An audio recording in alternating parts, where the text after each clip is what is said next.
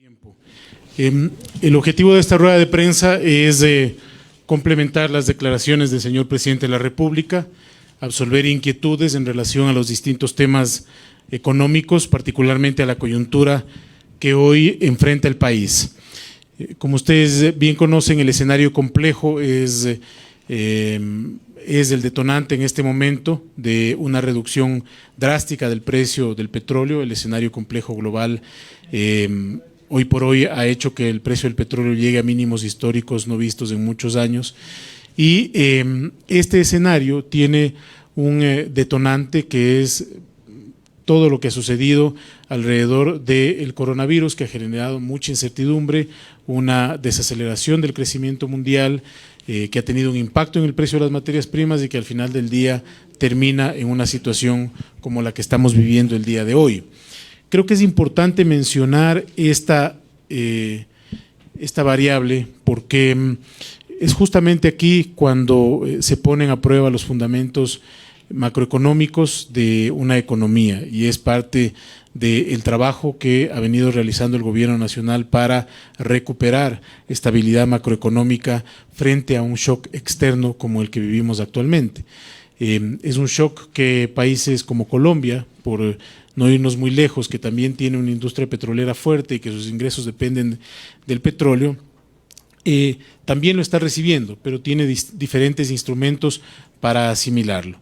Y es por eso que nosotros nos ratificamos en el hecho de que el Ecuador tiene que avanzar en la recuperación de esos equilibrios macroeconómicos desde el punto de vista fiscal, desde el punto de vista externo, por el lado de las reservas, y también desde el punto de vista institucional, es decir, que el país tenga la capacidad de actuar y operar rápidamente como corresponde en una situación de esta naturaleza.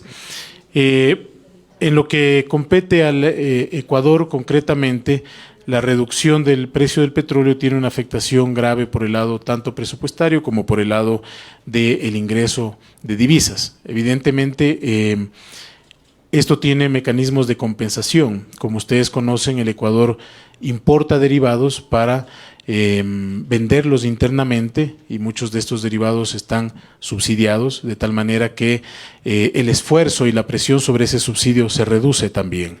Por el lado externo también, evidentemente, el precio de los productos derivados se reduce y en consecuencia siempre tienen que netearse estas cifras. El efecto que nosotros estimamos en este momento, con estimaciones de alguna recuperación del precio, algo de, digamos, de niveles de precios que puedan fluctuar en las siguientes semanas, un impacto estructural de cerca de 2.000 millones de dólares, ¿no? Como les digo, eso no es un análisis lineal, que uno tome el precio de hoy y lo proyecta hasta fin de año, sino es un análisis que tiene ciertos supuestos, aunque como ya hemos visto, en el caso del precio del petróleo es muy difícil estimar y prever su comportamiento, sobre todo porque hay decisiones que pueden ser predecibles y otras que definitivamente no, como lo que estamos viendo actualmente. Creo que es importante mencionar y hacer una breve recapitulación de lo que el señor presidente de la República compartió con la Nación.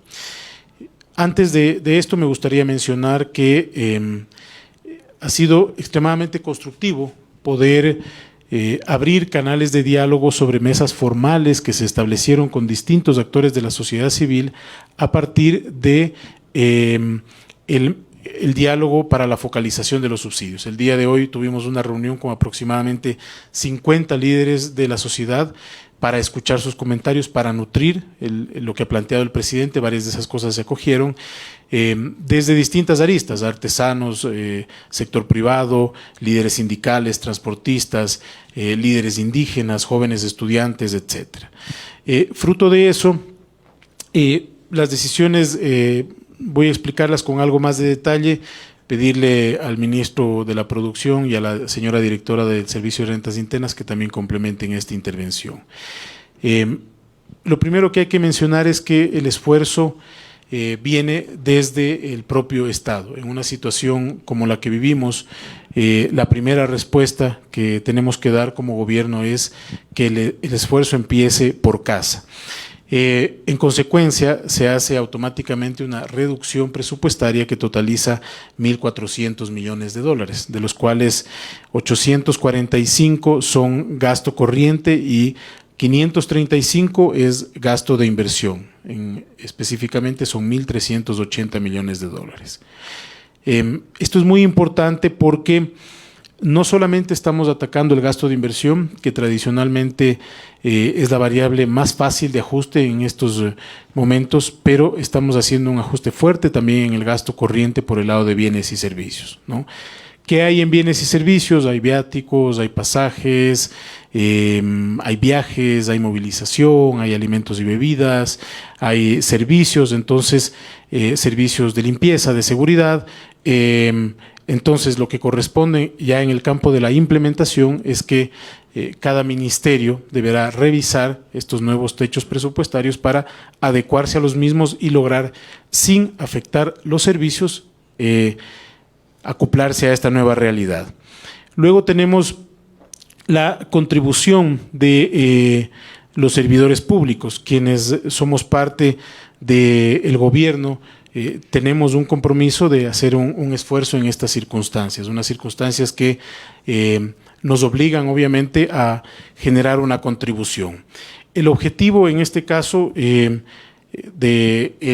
nivel de ahorro que nosotros podemos conseguir está entre los 250 y 300 millones de dólares. Tenemos opciones muy específicas que de hecho se trabajaron el día de hoy con las centrales sindicales en esta mesa de diálogo y el día de mañana se van a terminar de aterrizar. Hay algunas propuestas interesantes. Se ha hablado de contribuciones específicas, progresivas en función del nivel salarial. Se ha hablado de horas de trabajo. Se ha hablado de recortes adicionales en ciertos grupos de salarios altos. Pero todas estas opciones el día de mañana estarán ya con exactitud en la mesa. Hemos buscado un sano equilibrio entre hacer el día de hoy un anuncio ante un diálogo que está avanzado, pero la medida específica en cada sector se determinará de trabajar mañana, pero convenía el día de hoy hacer este anuncio. Y anunciar que, como digo, estamos en una zona de diálogo. Mencionar en esto que, como bien señaló el presidente de la República, todos los instrumentos que estamos trabajando con las centrales sindicales del sector público apuntan a que no exista una desvinculación masiva de servidores públicos, ¿no? Primero porque el ciclo económico es un ciclo económico desafiante, todos los países han ajustado el crecimiento a la baja y el Ecuador seguramente va a haber resentido su crecimiento. Y en esas circunstancias, naturalmente, una contracción del empleo público es una salida que socialmente tampoco es la más saludable. Luego tenemos, por el lado de los ciudadanos, una contribución estimada de 220 millones de dólares, que básicamente está acoplada a una contribución única de una tarifa del 5% para aquellos vehículos que están avaluados en más de 20,000 dólares. La data la presentará la señora directora de rentas, pero creemos que en estas circunstancias aquellas personas que tienen un vehículo que está evaluado en más de 20,000 dólares pueden contribuir con este esfuerzo para sostener toda la economía en su conjunto. Como digo, el esfuerzo inicia por casa. Si uno computa los gastos en 1.380 millones más el ahorro de los servidores públicos, estamos hablando de cerca de 1.580, 1.600 millones de dólares. Luego, finalmente, tenemos el tema de las retenciones. Este es un tema importante porque surge también el diálogo con los distintos actores de la sociedad. Hemos buscado un equilibrio entre la necesidad fiscal, entre la urgencia fiscal, pero también la no afectación de la competitividad estructural. Como ustedes conocen, nosotros hicimos una eliminación del anticipo de impuesto a la renta durante este año y también dentro del reglamento a la ley de simplicidad tributaria se va a establecer el mecanismo por el cual se reducirán la cantidad de agentes de retención. En consecuencia, con ese escenario, lo que estamos haciendo es incrementar el porcentaje de las retenciones, en el caso de bienes de 1% a 1,75% y en los demás productos de 2% o en los demás sectores de 2% a 2,75%. No se topará la retención de las personas que prestan servicios profesionales, por ejemplo, que hoy es del 8%, eso se va a mantener en el 8%.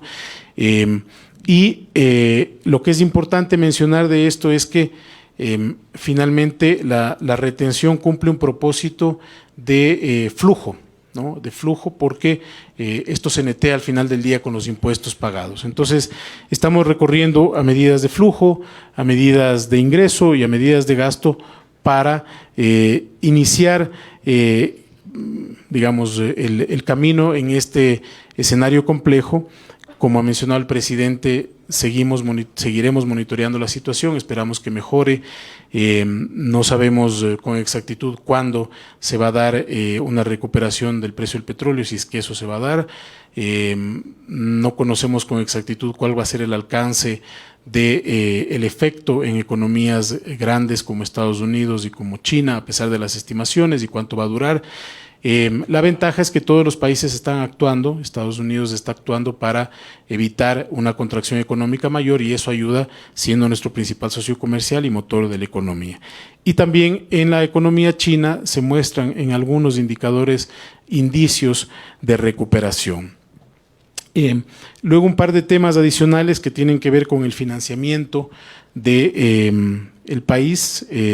Durante a finales de este mes y el próximo mes recibiremos desembolsos por 2.000 millones de dólares netos. Una parte de eso es un desembolso mayor que va a ir para prepagar una línea de financiamiento que tenemos vigente. Eso nos va a garantizar que podemos tener estabilidad para afrontar este shock con esta llegada de recursos en este corto tiempo, pero sin duda la situación tiene que seguirse evaluando. Otro tema también que anunció el presidente de la República está relacionado con la deuda bilateral. Como ustedes conocen, en el marco de la deuda bilateral, China es nuestro principal financista. Venimos trabajando en este tema desde el mes de enero. Las conversaciones se vieron obstaculizadas durante el último mes y medio por la dinámica propia de lo que está sucediendo en China, pero lo que está buscando el Ecuador es mejores condiciones para potencial financiamiento adicional, tanto en términos de tasa como de plazos y de la disponibilidad que se pueda hacer de esos recursos. Recuerden ustedes que las líneas anteriores de China vienen, una parte de ellas acopladas a una inversión que tiene que hacerse a través de empresas chinas, ¿no? De proyectos de inversión. Son los temas que se están trabajando. Más detalles evidentemente no se puede dar por el sigilo de la información, pero con esto creo que se marca una ruta de un acceso en condiciones obviamente distintas a las que uno pudiera esperar en el mercado en las actuales circunstancias. Y adicionalmente se está trabajando en el análisis de los vencimientos de esa deuda bilateral, y cuando tengamos ya la información de los acuerdos a los que se ha llegado, pues se hará pública. Finalmente, decir que durante el mes de marzo tenemos obligaciones fuertes que cumplir. Me está faltando una hoja aquí, no sé si el equipo de comunicación, lo de marzo.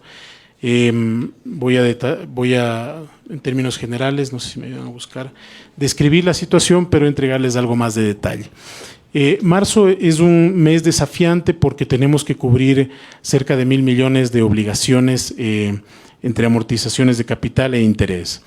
Y el Ecuador, a pesar de que cerca del 85% de esa deuda no fue contraída por este gobierno, es decir, esos 1.000 millones no son de la deuda que ha contraído este gobierno.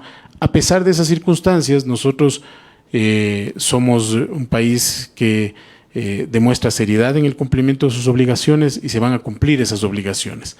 ¿Qué hemos hecho para tal propósito? Pues se han tomado varias decisiones que nos permitan cumplir con las obligaciones, no solo esas, sino el cumplimiento del pago de sueldos y salarios, de los gobiernos autónomos descentralizados, etcétera. Entonces, hay que recordar que este mes se recibe la contribución de la contribución especial o la contribución única de las empresas, que totaliza cerca de 170 millones de dólares, que es parte de la Ley de Simplicidad Tributaria. Tenemos una porción importante de CETES que se renuevan automáticamente para poder financiarnos, cerca de 500 millones de dólares. Tenemos también un ejercicio de liquidez que hemos hecho a través de las empresas públicas, que sin afectar la operación de esas entidades nos permite cubrir este mes nuestras obligaciones, partiendo, como decía, de las obligaciones con los servidores públicos. Tenemos compromisos con los jubilados, con los GATS, con las universidades y, por supuesto, con los acreedores. Por el otro lado, también tenemos el anticipo que están haciendo algunas empresas del impuesto a la renta que deberían pagar en abril, que se han comprometido a pagarlo durante este mes. Creo que esa es una buena noticia, es un trabajo que ha liderado la directora de rentas internas con los contribuyentes para garantizar que tengamos el flujo completo durante este mes. Con eso, amigas y amigos, yo termino esta introducción con la especificidad de las medidas y quedamos abiertos a preguntas y respuestas.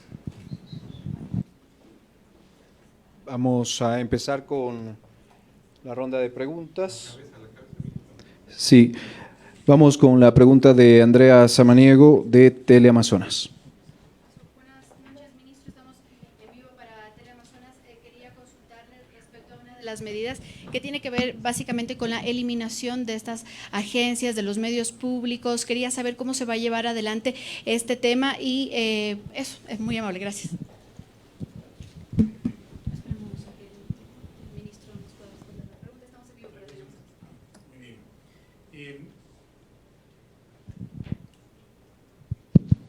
Perfecto, sí, efectivamente, lo que hizo el presidente fue describir en líneas generales el camino que se va a tomar para procurar esta eficiencia. La centralidad de las decisiones está en la optimización, y esa optimización implica evitar que ministerios, agencias o distintas entidades donde hay procesos que se duplican, donde hay zonas grises o que sentimos que no generan valor agregado de cara al beneficio ciudadano, tengan que algunas de ellas eliminarse, otras de ellas fusionarse. Este es un proceso que ha venido ya realizando el gobierno nacional. Como mencionaba, durante el año 2019 tuvimos la primera reducción de masa salarial histórica. La parte operativa y específica de la fusión de estas entidades ya le corresponde a las entidades, a los organismos como el Ministerio del Trabajo, como la Secretaría General de la Presidencia, que hagan esta implementación, y también obviamente a las distintas entidades involucradas alrededor de los sectores. Gracias, ministro. Vamos con la pregunta de Sebastián Angulo de El Expreso. Ministro, buenas noches. Tengo dos consultas. La primera vez queremos saber en qué situación está el acuerdo con el Fondo Monetario. Todavía no ha quedado claro desde la semana pasada qué pasó con la cuarta revisión. Ha habido rumores justamente de que se suspendió o de que se aplazó la cuarta revisión. Queríamos saber cuáles son los motivos y cómo se está reprogramando, digamos, ese cronograma de desembolsos con el Fondo Monetario. Y la segunda consulta es, ¿quiénes son los financistas de esos 2.000 millones que usted mencionó? ¿Bajo qué condiciones llegarán ese dinero? Si es que hay colaterales, ¿y cuáles son las tasas de interés? Si acumulamos un par de preguntas más.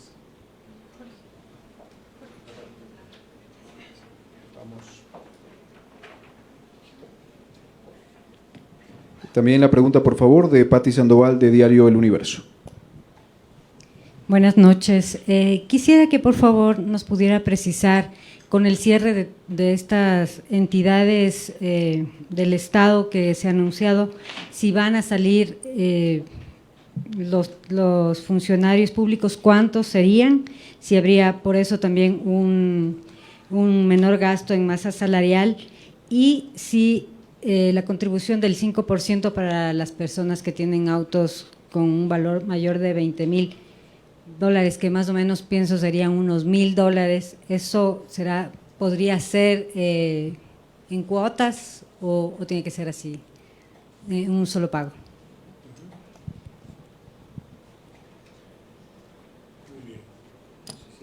Sí, sí, ministro, si desea podemos realizar las siguientes preguntas.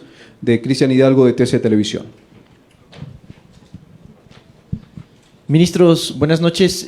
Ministro, bueno, quisiera saber para cuándo podríamos tener ya un poco más de certezas en torno a lo que sería el proceso de focalización de los subsidios, y tan solo para precisar si esta decisión relacionada con el tema de la empresa de los medios públicos incluye también a los medios de comunicación, es decir, a Ecuador TV, a la radio. ¿Cómo quedarían esas instituciones, ministro? Gracias.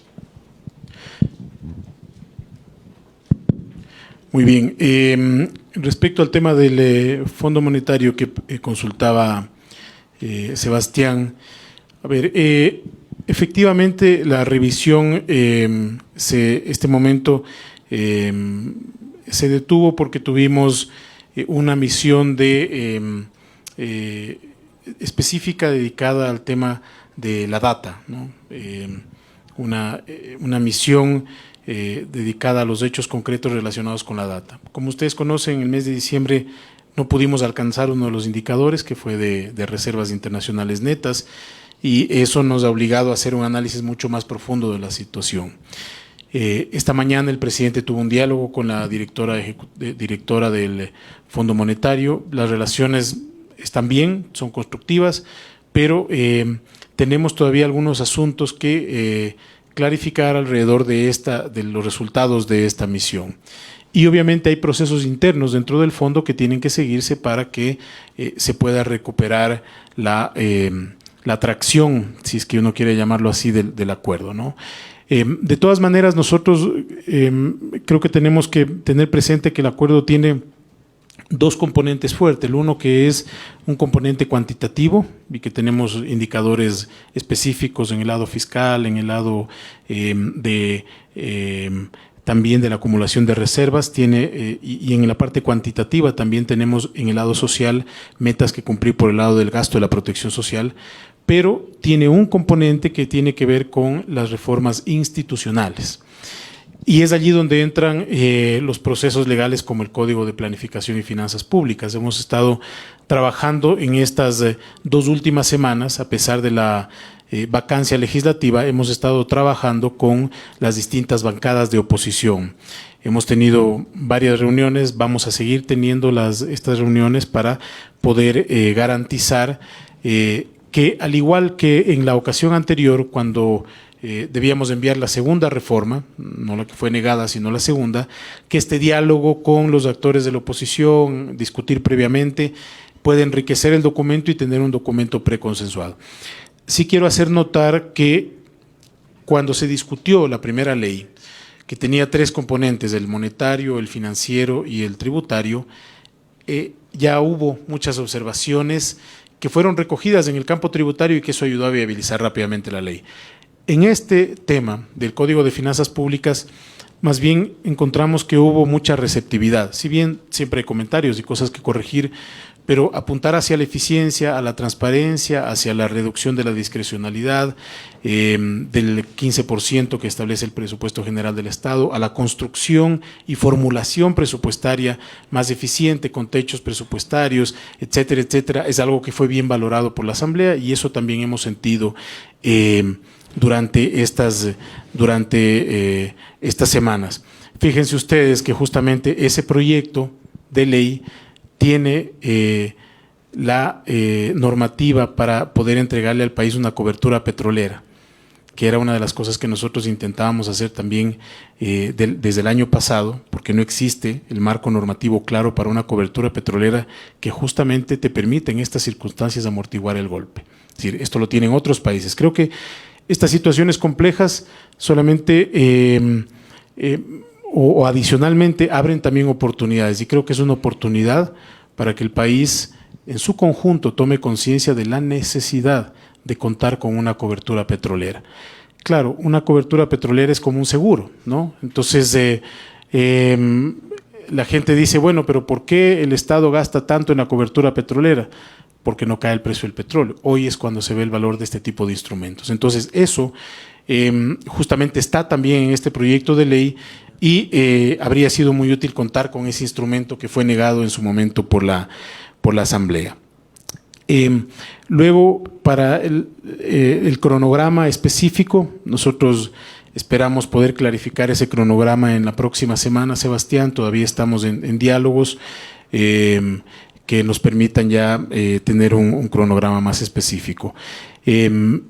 Hoy por hoy estamos en un proceso de evaluación, porque también hay otros instrumentos que se pueden utilizar en este momento de emergencia que tiene el Fondo Monetario Internacional para soportar países cuando tienes fuertes caídas de materia prima o también cuando tienes fuertes afectaciones de desastres naturales. Entonces, es la información que puedo compartir por el momento, pero mencionando que estamos trabajando en conjunto, somos optimistas de que el acuerdo va a continuar y que podemos seguir contando con ese financiamiento y avanzando en las reformas estructurales.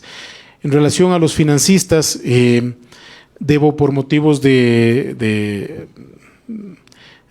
recaudo de información que establece la propia ley, reservarme el nombre, pero son operaciones que se han venido trabajando de una manera muy profesional en los últimos 4 meses, así que son operaciones que ventajosamente en este momento, si uno iría a buscar esas operaciones, sería muy difícil conseguirlas con tan poco tiempo, etcétera. Entonces, son operaciones que ya tienen procesos precontractuales establecidos que nos permiten garantizar que esos recursos van a llegar. Este momento se está avanzando en la documentación para pasar por el comité de deuda y luego nuestra expectativa es que ese financiamiento pueda arribar a finales de este mes y también o a inicios del próximo. Una línea que es de 1.400 millones, que tiene una porción de $400 millones que servirá para prepagar otra línea con ese mismo grupo de financistas. Es decir, el Ecuador ya está financiado con este grupo. Y luego tenemos también financiamiento que, como les decía, dentro de la estrategia de deuda bilateral, tenemos 2 componentes. El uno que es el análisis de cómo podemos esos vencimientos acoplarlos a la nueva realidad del Ecuador y también mayor financiamiento en mejores condiciones. ¿Qué condiciones? Tasas mucho más bajas de las que hoy presenta el mercado, naturalmente, y nosotros esperamos que todos esos financiamientos estén por debajo del 10% en costo, ¿no? Luego Pati preguntaba sobre el tema de las entidades. Se estimó alrededor de $10 millones. Cualquier desvinculación en ese campo será una desvinculación que tenga todos los parámetros legales de garantía a los trabajadores. Creo que no soy la persona indicada en este momento para especificar cómo se va a dar ese proceso. El ministro de Trabajo y seguramente la Secretaría General de la Presidencia pueden puntualizar en esas fusiones, que es la parte más administrativa, ¿no? En relación a el tema de los vehículos, efectivamente nosotros tenemos esta operación como una operación que tiene que tener, por un lado, una reforma legal de por medio, es decir, se enviaría con el Código de Finanzas Públicas, esperando que se tramiten las 2 cosas. Hemos iniciado diálogos con la Asamblea, hay algunas alternativas preliminares que ellos han planteado, como la graduación posiblemente de este valor o tal vez hacerlo de una manera más progresiva. Eso creo que ya es parte del debate que se va a llevar en el legislativo y evidentemente que va a tener facilidades de pago. Ahora, no pueden ser extendidas de una manera tan laxa, porque si no perdemos la fuerza de la recaudación. Y luego se hablaba del tema de la focalización de subsidios.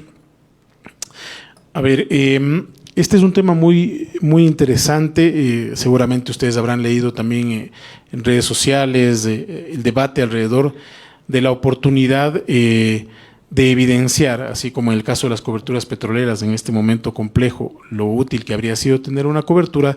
En este caso, el objetivo y el propósito del gobierno nacional en un momento determinado a liberalizar los combustibles.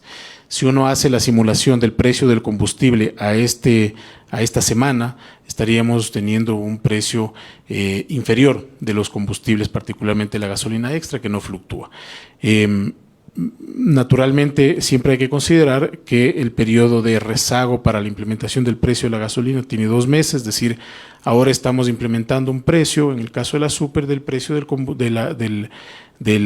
petróleo de hace 2 meses. Entonces, eso como un punto central de la importancia de familiarizarnos y entender que seguir la fluctuación con el mercado es una oportunidad para el país.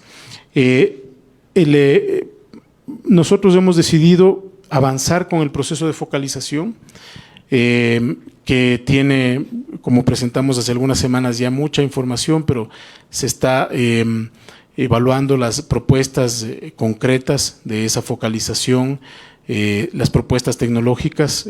Nosotros estimamos que en los próximos 15 días pudiera ya estar estructurados los términos de referencia para la contratación de la empresa que va a hacer o el operador que va a centralizar toda la data y luego la operación del mecanismo. Es decir, no queremos abandonar esa estrategia porque es un trabajo muy grande que se ha hecho analizando los comportamientos de los consumidores, las distintas opciones tecnológicas que se tiene, y vamos a avanzar con firmeza en esa decisión.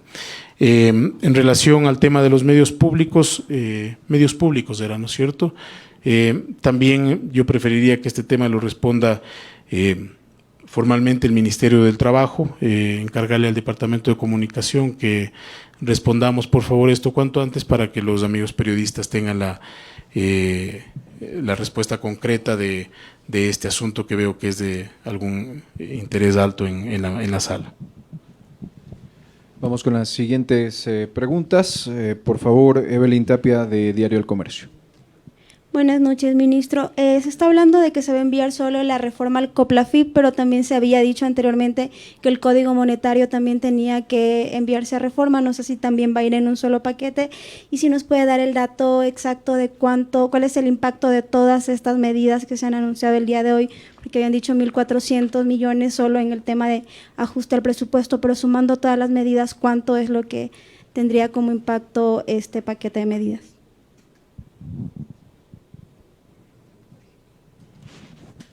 La siguiente pregunta, por favor, de Verónica Ruedeneira, de Ecuador TV.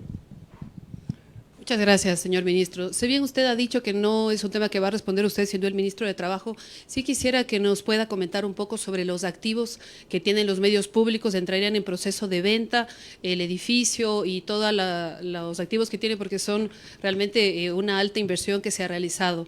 Y de todas maneras ver si es que se va a poder garantizar a todos los trabajadores que van a salir, en cuánto tiempo ellos serían liquidados. Muchas gracias. Y hay una pregunta también para el ministro Ontaneda, de Juan Carlos Aispurúa, de Coavisa. Sí, gracias, autoridades. Buenas noches, ya que la mayoría del tema de finanzas públicas ya las ha solventado el ministro Martínez con las preguntas de los colegas. Ministro Ontaneda, un poco nos queda la duda cómo está la situación hoy por hoy. Estamos tomándole el pulso a la situación de importaciones, exportaciones. Supimos esta semana que varios contenedores con banano ecuatoriano se quedaron, si no me equivoco, en Turquía. ¿Cómo está esa situación? Me contacté estos días con textileros que están esperando, por ejemplo, telas de algunos países de Medio Oriente y del Asia, y están teniendo problemas justamente con ello. Ya se están registrando en estos momentos problemas operativos en cuanto a la carga de los productos que vienen desde China y retrasos tal vez en los productos que se envían desde el Ecuador, para que nos amplíe ese panorama. Gracias. Sí, también, por favor, si hay preguntas para Marisol Andrade, directora del Servicio de Rentas Internas. No, yo tengo al ministro. Ya no se repite el medio ni el entrevistador para la directora de rentas. A ver, Evelyn, bueno, nosotros tenemos lo que teníamos previsto era el envío del COPLAFIP y luego del Código Monetario. así estaba previsto en el calendario, ¿no?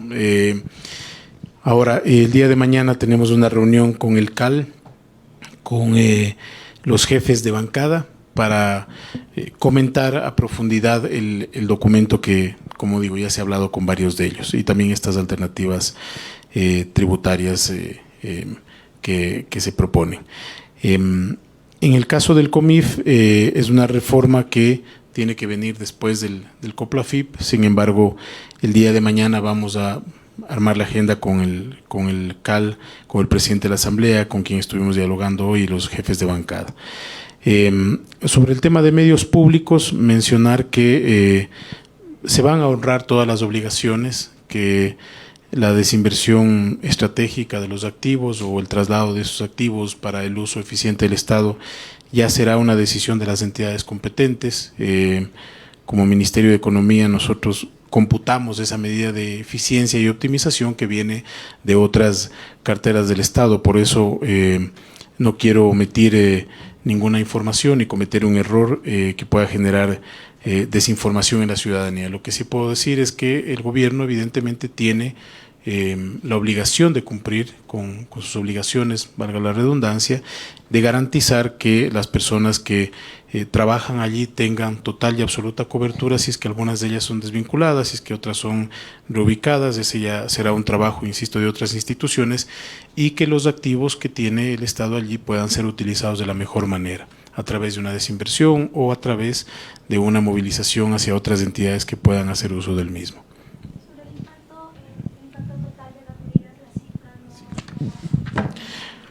A ver, nosotros estamos preveyendo un impacto de 2.252 millones, de los cuales por el lado de retenciones tenemos 426 millones, 220 millones por la contribución de los vehículos mayores a 20.000. Estamos computando, en el caso de la contribución de los servidores públicos, 226 millones de dólares. Y en el caso de los gastos, por el lado corriente, menos 845, y por el lado de inversión, menos 535. Esto suma un valor total de 2.252 millones. Buenas noches con todo, Juan Carlos. Respondiendo tu pregunta, el coronavirus ha tenido dos tipos de afectaciones: salud pública y obviamente al comercio internacional, tanto la importación como la exportación. Producto de aquello, como gobierno creamos una mesa de trabajo, una mesa técnica que fue instalada la semana anterior, en donde participaron los diferentes sectores productivos de importación, de exportación, comerciales y logísticos principalmente, porque hemos identificado que los mayores cuellos de botella se registraron en puertos y generaron estas trabas logísticas en países como China, en países como Italia y en los países que tuvieron estas afecciones. Sin embargo, el día viernes tendremos una mesa adicional y hemos sacado, producto de esta primera mesa, algunas preocupaciones y asimismo algunas soluciones que de parte del gobierno se han propuesto. Por ejemplo, puntualmente, se ha generado una iliquidez a lo largo de toda la cadena de exportación y productiva, y producto de aquello hemos creado nuevas líneas de crédito de parte de la banca de desarrollo, la banca pública, para favorecer y poder atender y resolver de manera inmediata los problemas de liquidez presentados por estos sectores. En el tema logístico estamos trabajando directamente con las principales empresas navieras. Hoy justamente hablé con algunas de ellas, garantizando la disponibilidad de contenedores para la exportación de productos ecuatorianos y asimismo la disponibilidad y el flujo permanente tanto para la exportación como para la importación. En el tema puntual que se preguntó del cierre de la frontera con Turquía, que afecta obviamente principalmente al sector bananero, estamos buscando y trabajando rutas alternativas para poder destrabar esta situación. Lamentablemente, el tema coronavirus ha tenido una afectación no solo para el país, sino mundial. Sin embargo, lo estamos atendiendo de esa forma. Muchísimas gracias a las autoridades. Agradecemos al ministro Richard Martínez, a Marisol Andrade y a Iván Montaner.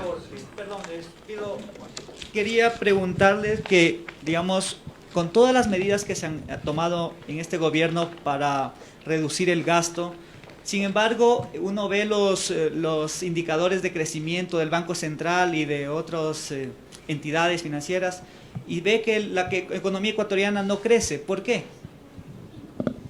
Sí, mira, en esto es importante entender el ciclo que maneja la economía ecuatoriana, ¿no? Si uno observa las cifras de crecimiento económico, son cifras que vienen con bajos índices desde el año 2015, 2016,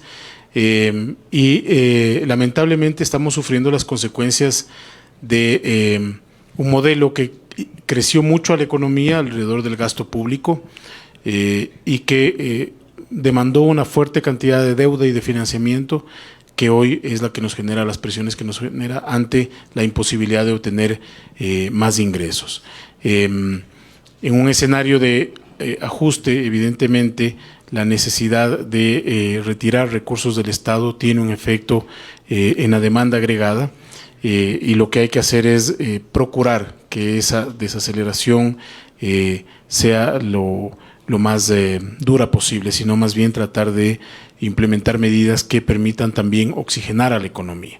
Es por eso que se envió la ley de simplicidad tributaria, por eso que se eliminó el anticipo de impuesto a la renta, por eso es que se dan beneficios a las inversiones para poder mover hacia un modelo donde la inversión privada se acelere mucho más. Este año va a ser un año desafiante donde hay que precautelar primero la sostenibilidad fiscal, obviamente, la sostenibilidad por el lado externo, pero desde el lado del crecimiento tenemos que estar muy activos en instrumentos que nos permitan, sobre todo a la pequeña y mediana empresa, generar mayores capacidades para mantenerse en el mercado de manera activa.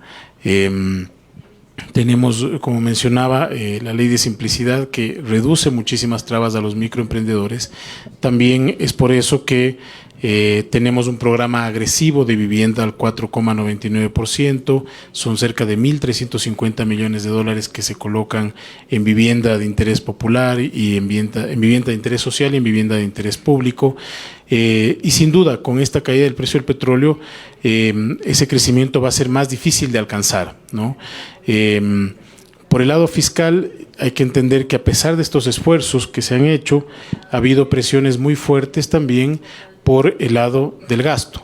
Por ejemplo, solamente el 40% del aporte a la seguridad social son cerca de 1.250, 1.400 millones de dólares. Entonces se hace un esfuerzo muy grande por el lado de la reducción del gasto, por conseguir más ingresos, e igual hay que contribuir, hay que tener en cuenta estas contribuciones fijas. La ley amazónica el año anterior generó un nivel de recursos a los cuales ya no accedió el Estado por 250 millones de dólares. Este año, por ejemplo, con este precio del petróleo, el Fondo Amazónico tiene que seguir recibiendo $2 por cada barril. Entonces, a medida que baja el precio del barril es mucho más duro porque $2 tienen que ir directamente a ese Fondo Amazónico. Y obviamente el servicio de la deuda que, como mencionaba, solamente este mes de los 1.000 millones, más del 80% de servicio que venimos acumulando del pasado, genera también presiones. De todas maneras, el escenario, a pesar de lo complejo, nos obliga nuevamente a ver la oportunidad de mantener las reformas vigentes para poder generar una solidez macroeconómica que impida que esto vuelva a suceder en el futuro. Muchas gracias. Muchísimas gracias, autoridades, medios de comunicación presentes. Gracias también por su asistencia. Buenas noches.